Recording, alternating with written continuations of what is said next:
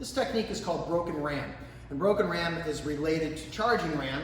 In fact, it's in a family of the ram techniques, which are all defenses against oncoming tackles or attempted takedowns. Somebody charging at you.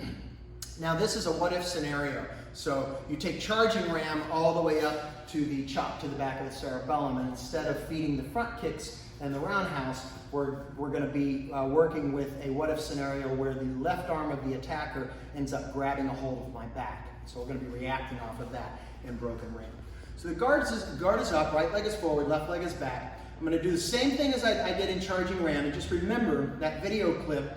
I was explaining to you the importance of really getting off the line and not just relying on the pivot up the circle. That's a big part of it, but you really do want to get your body off the line with intent behind that and trying to protect yourself.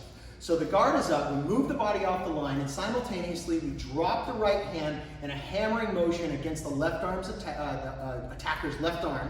And then the left arm is going to use a cross-checking motion as it strikes the collarbone or neck mastoid of my opponent, like so. So as I travel up the circle, I shift, and then I frictional pull along their left arm. Notice that I haven't settled yet. I settle, wait until the hammer strike to the back of the neck.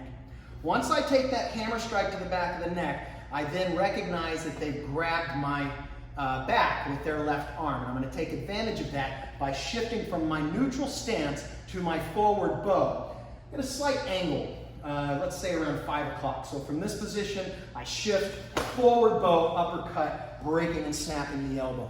Now there's a little bit of an insert strike here with a back fist. If you have the room and the range for it, awesome. If not, don't get too caught up in it. Practice it, see if it fits. So I'm going to throw the back fist to the ribs, simultaneously lifting my right heel up for a scoop kick to the groin.